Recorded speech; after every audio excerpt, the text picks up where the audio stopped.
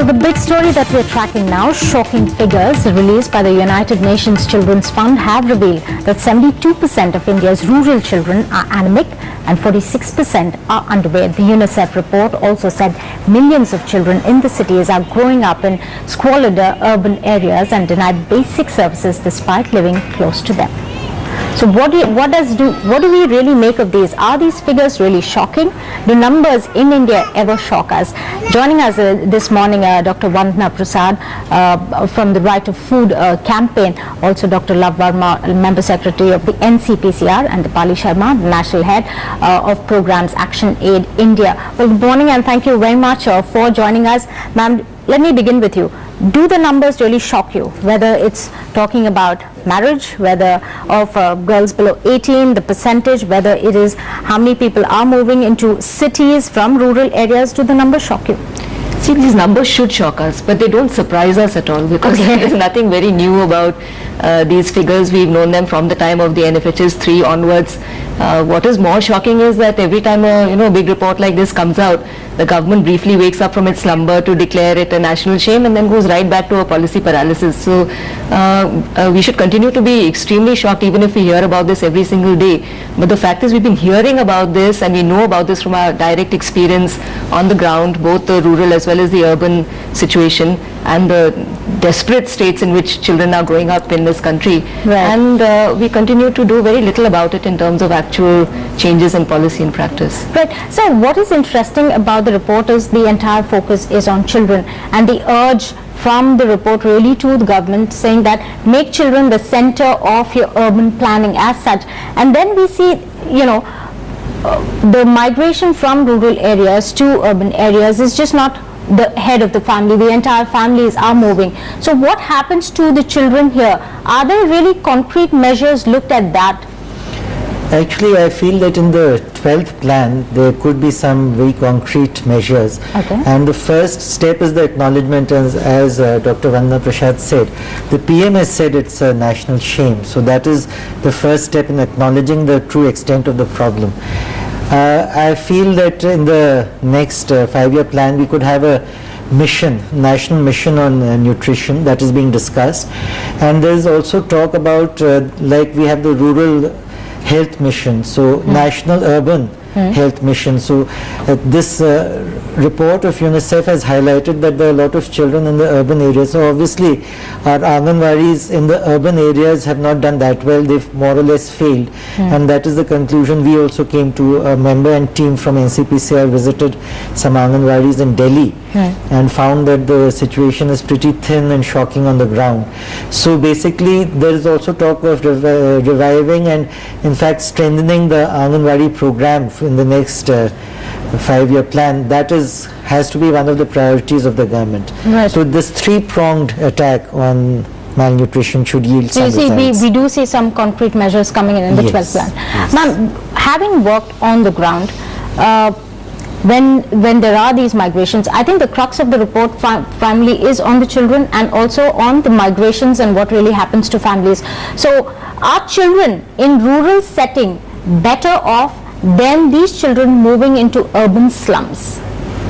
No, I would not say that because the whole issue revolves around the rural to urban migration and the whole rural distress and the agrarian crisis in the rural areas plus coupled with whatever little traditional livelihoods which were available to communities in the rural areas, those are not available there, and because of this whole families are migrating to the urban areas, and along with them the children are also migrating. And I think I would like to add that I have recently come from 2 of the rural pockets, like one in the tea gardens in West Bengal and also very near, it's like a peri-urban areas in very near to Delhi in Jhajjar and Rohtak areas.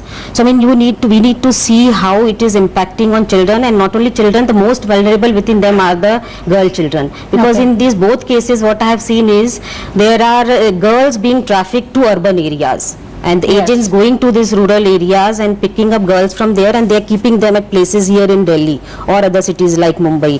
Similarly, there is the case of bride trafficking which is coming up, and it's very close to Delhi which is happening. All this is happening in very close to Delhi, where these girls again are brought from very far of rural areas, for example, like Northeast or West Bengal or In Jharkhand. the case of Falak and her mother, the entire family, Yeah. baby Falak was at AIIMS, her mom was told she's from Yes, Bihar, yes, she was exactly. found So, I mean, they are kept here in urban centers in very unhygienic and disastrous and vulnerable situations. Right. So that is how, I mean, we all of us need to come together and work. And these figures actually don't shock us, because ActionAid has also done a lot of, based on our experiences on the ground, as well as various studies that we have done in major Right. cities like But, Chennai and you know, Delhi. when we are talking about nowhere people who are in the cities, they are part of our building our infrastructures. Exactly. Sadly, the infrastructure is not for them. So considering that, in terms of just policy, they are so close to hospitals, they are so close to schools,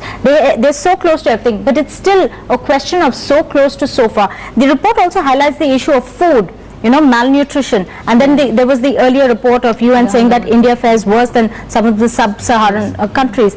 So in terms of food, being your area of expertise, how would you, what is your approach to being fixed of the migrations, the children here who don't have access to school? Perhaps school is the secondary thing. The first thing we'd say access to food. Yeah, actually I've had the direct experience of 17-18 years of working in slums and on construction sites with children of migrant laborers, and I think there are 2 or 3 critical issues in the urban situation which are different from rural areas. It's not to say that the situation is happy in rural areas, but one thing is we know that the determinants of malnutrition, they hover around overall situation of care, the health, access to healthcare services and the status of health, as well as direct access to food. So there are 3, kind of overarching determinants of malnutrition. Now in the urban situation, the care situation is very, very desperate, because we know that families migrate as nuclear families generally, so elders are not around and extended family members are not around. We know that women often usually go out for wage work, so they're not available in the family for childcare. Yes. In fact, we find that there's a high percentage of what we call sibling care. So you'd find a child as young as 6 years looking after a 6-month-old child. Yes. So even if there is sufficiency of food in the household, it doesn't translate to food for that young baby, because you need the overall situation of care, and that has been the underpinnings of our constant demand that families need support in terms of maternity entitlements and childcare services, especially in urban slum areas where you will find that this is a disaggregated figure that they've put up of urban malnutrition. If you look at urban slum children, it would be far higher. It would be 70% to 80% of slum children being malnourished and anemic. Right. So, is the government then counting the nowhere people when they are making the policies? Is the in terms of question. identification of the poor, you know that the situation is very, very drastic. We know the errors of exclusion and inclusion in the BPL, for example, in this recent survey, the SCCC, etc.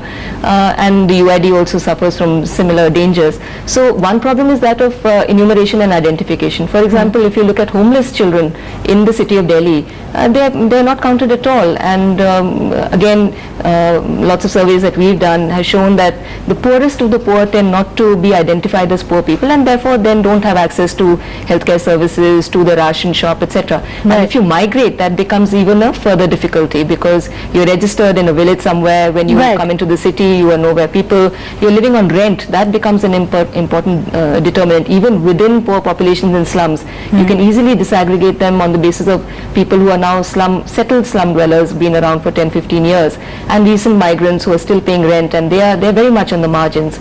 So there's this huge population which is on the margins between being just above the poverty line and then just below, who fall into the poverty line with very, very simple. It's like earning 32 or exactly. So a single illness can push you well below the poverty line in a month's time. And therefore, our understanding that we've got to have very good quality universal services. We shouldn't depend on having to prove that we're poor, especially poor children, for education, health, and basic needs of food and access to food.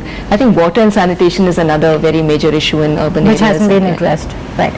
So that's the UNICEF report, and of course, just a talking point, none of those figures, while they are shocking, as everyone agrees here, they're not surprising. So that's the big talking point, and really whether the government makes children the center of the entire urban planning. Dr. Vandana Prasad, Mr. Love Verma, and Dipali Sharma, thank you all for joining us this morning. And moving on to some other news that we have on Breakfast News is all the sports news with Arjun.